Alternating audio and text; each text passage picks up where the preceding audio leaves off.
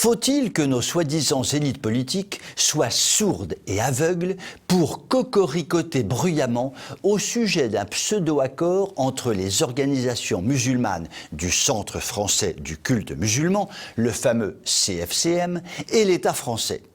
Les récentes négociations ressemblent furieusement à ce que l'on a appelé en son temps les accords de Munich.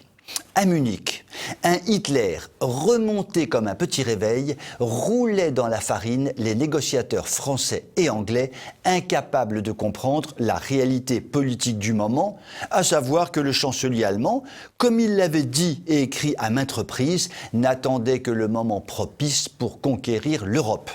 Les accords de Munich promettaient la paix éternelle, l'épouvantable Seconde Guerre mondiale éclatait quelques mois plus tard.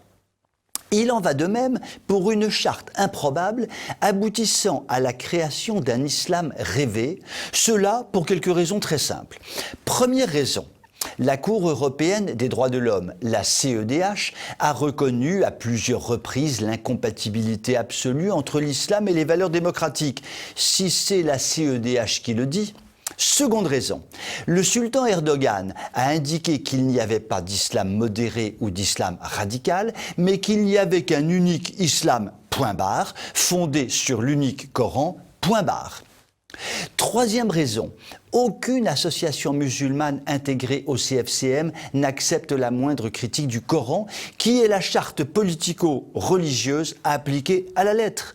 Or, le Coran est en complète opposition avec les principes et valeurs ayant cours dans les pays occidentaux. Quatrième raison, le Coran explique que lorsque les musulmans sont minoritaires dans une nation, il est de leur devoir de pratiquer la taqiyya, c'est-à-dire la dissimulation et le mensonge, jusqu'à ce qu'ils prennent le pouvoir. À l'évidence, le CFCM pratique la taqiyya, il a tout intérêt à faire semblant d'accepter une charte qu'il foulera aux pieds avec allégresse jusqu'à l'islamisation définitive de notre pays.